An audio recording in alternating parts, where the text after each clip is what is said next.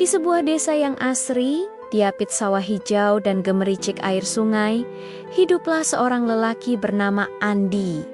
Ia dikenal seantero kampung sebagai sosok yang tak kenal lelah. Setiap fajar menyingsing, langkah kakinya yang cepat sudah terdengar di jalanan setapak, membawa tas lusuh berisi buku-buku catatan. Andi adalah seorang guru honorer di SMA desa. Gajinya memang tak seberapa, seringkali datang terlambat, tapi semangatnya tak pernah padam. Pak Andi itu sabarnya luar biasa, kata seorang murid pada temannya di kantin sekolah. Walaupun gaji telat, dia tetap senyum dan mengajar kami sepenuh hati. Senyum tulus dan kesabarannya itulah yang membuat para murid begitu menyayanginya. Baginya, melihat anak-anak didiknya mengerti adalah bayaran yang tak ternilai. Saat mentari bergeser ke barat, perjuangan Andi belum usai. Ia bergegas pulang untuk mengajar les privat bagi anak-anak tetangga. Di teras rumahnya yang sederhana, tawar yang anak-anak sering terdengar. Cara mengajarnya yang ringan dan penuh canda membuat matematika yang rumit terasa begitu mudah. Anak-anak betah berlama-lama, bukan hanya karena belajar, tapi karena mereka merasa nyaman dengan kehangatan Pak Andi.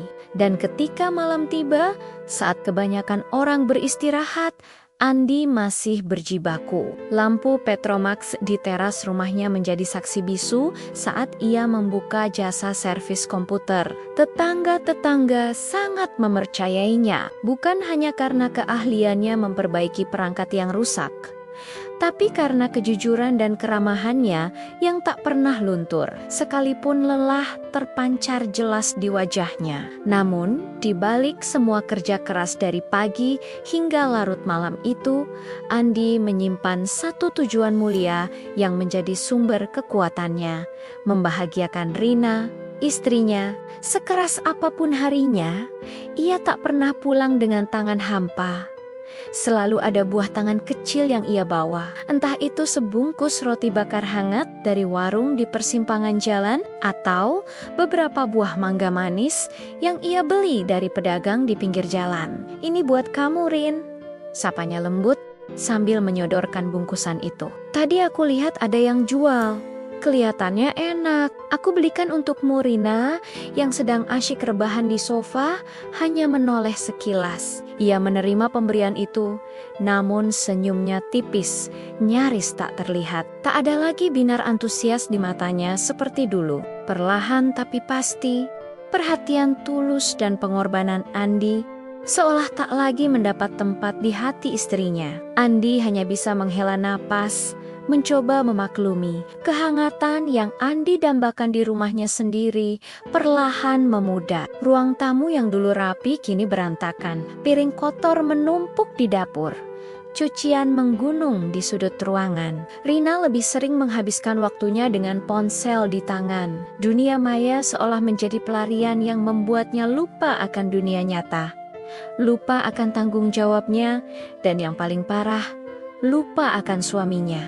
Setiap kali Andi pulang dengan peluh membasahi kemejanya, yang ia dapatkan hanyalah tatapan singkat dan dingin. Sebelum Rina kembali menunduk pada layar ponselnya, tak ada lagi pertanyaan.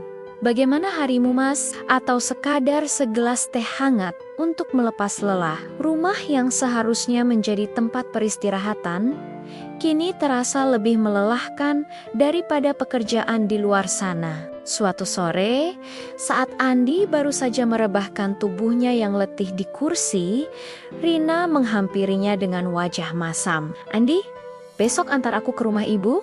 Jangan banyak alasan," katanya dengan nada memerintah.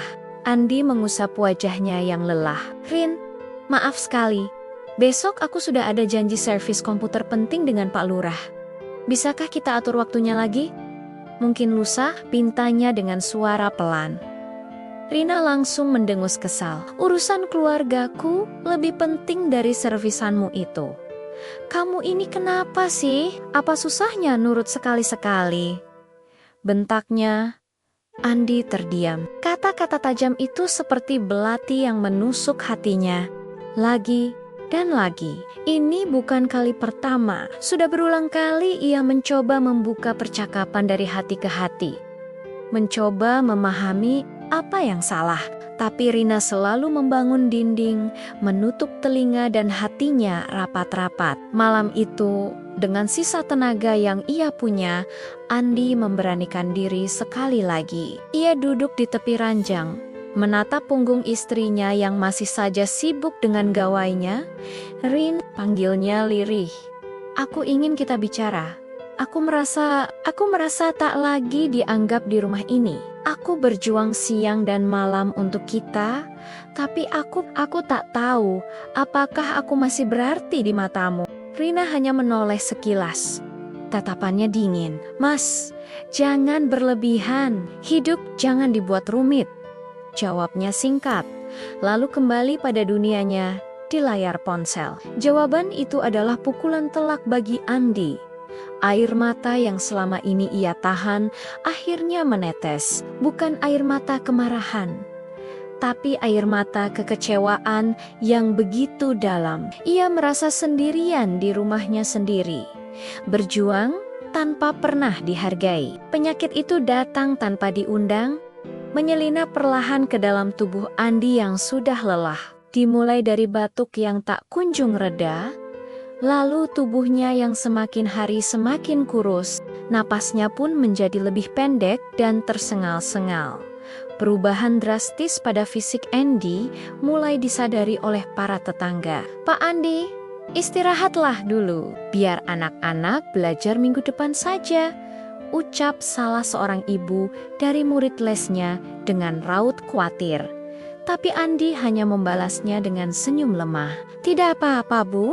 Selama saya masih kuat berdiri, saya akan terus mengajar." Baginya, mengajar adalah panggilan jiwa, pelarian dari dinginnya suasana di rumah. Semua orang di sekitarnya mengagumi semangat dan ketegarannya. Namun ironisnya, di rumahnya sendiri, Rina seolah buta. Ia tetap sama, tenggelam dalam dunianya. Tawa renyahnya terdengar saat menonton video lucu di ponsel, tanpa sedikit pun peduli pada suaminya yang terbaring lemah di kamar, berjuang melawan sakit dan sesak di dadanya. Hingga tibalah malam yang menentukan itu. Hujan turun begitu deras, seolah langit ikut menangis menyaksikan kepedihan Andi. Dengan tubuh gemetar dan kaki yang goyah, Andi memaksa dirinya untuk bangun dari ranjang. Ia hanya ingin menyapa istrinya, mungkin untuk terakhir kali, yang masih duduk di sofa, asyik dengan ponselnya seperti biasa. "Rin," panggilnya dengan suara yang nyaris tak terdengar. Tak ada jawaban, hanya suara hujan dan gawai Rina yang terdengar. Andi mencoba sekali lagi mengumpulkan sisa tenaganya. "Rin," panggilannya kali ini lebih pelan, lebih lirih, seakan menjadi bisikan perpisahan. Seketika, kekuatannya habis, tubuhnya limbung dan jatuh tersungkur ke lantai yang dingin. Napasnya terasa sesak, pandangannya menggelap, namun di ujung kesadarannya terukir senyum kecil yang penuh pasrah. Tiba-tiba, ponsel Rina mati karena kehabisan baterai. Keheningan yang janggal membuatnya menoleh. Betapa terkejutnya ia melihat Andi tergeletak tak berdaya di lantai. Panik, ia segera menghampiri dan mengguncang tubuh suaminya. Mas Andi, bangun Mas, jangan tinggalkan aku."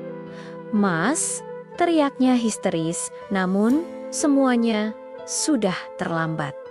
Napas Andi telah berhenti. Lelaki pekerja keras itu telah pergi untuk selamanya, membawa semua cinta dan pengorbanannya yang tak pernah benar-benar dihargai oleh orang yang paling ia cintai. Prosesi pemakaman Andi diiringi isak tangis seluruh desa. Murid-muridnya, para tetangga, dan sahabat-sahabatnya tak henti-hentinya mengenang kebaikan hati almarhum. "Pak Andi itu orang yang sangat baik. Tak pernah sekalipun kami mendengarnya mengeluh, ia selalu tersenyum. Dia adalah guru yang paling sabar dan tulus yang pernah kami kenal." Rina berdiri kaku di tengah lautan pujian itu. Ia merasa begitu asing. Setiap kata pujian untuk suaminya terasa seperti tamparan keras di wajahnya. Baru saat itu ia sadar suaminya yang ulet, pekerja keras dan penuh cinta itu ternyata jauh lebih dihargai oleh orang lain daripada oleh dirinya sendiri. Penyesalan mulai merayap, mencengkram hatinya dengan dingin. Malam setelah pemakaman, Rina duduk sendirian di kamar mereka yang kini terasa hampa. Ia menatap ponselnya yang sudah terisi penuh. Namun benda itu tak lagi memberinya hiburan. Layar itu kini terasa hambar. Air matanya mulai jatuh satu persatu, membasahi pipinya. Penyesalan itu kini berubah menjadi badai di dalam dadanya. "Mas, maafkan aku mas," isaknya pilu. Aku terlalu sibuk dengan duniaku sendiri, sampai aku lupa siapa yang sebenarnya berjuang motivation dimiku. Aku janji akan berubah mas, tapi sekarang kau sudah pergi." Di luar, hujan kembali turun, seakan ikut menangisi penyesalan Rina yang datang terlambat. Di dalam keheningan hatinya, suara langkah kaki Andi masih terus bergema. Langkah seorang suami yang pernah berlari tanpa lelah demi sebuah cinta, namun cintanya tak pernah didengar hingga langkah terakhirnya. Cerita ini menjadi pengingat bagi kita semua untuk selalu menghargai kehadiran dan pengorbanan orang-orang yang kita cintai, sebelum semuanya hanya menjadi kenangan dan penyesalan. Terima kasih sudah menonton. Jangan lupa untuk subscribe, like, dan bagikan video ini agar pesannya bisa sampai ke lebih banyak orang. Sampai jumpa di video berikutnya.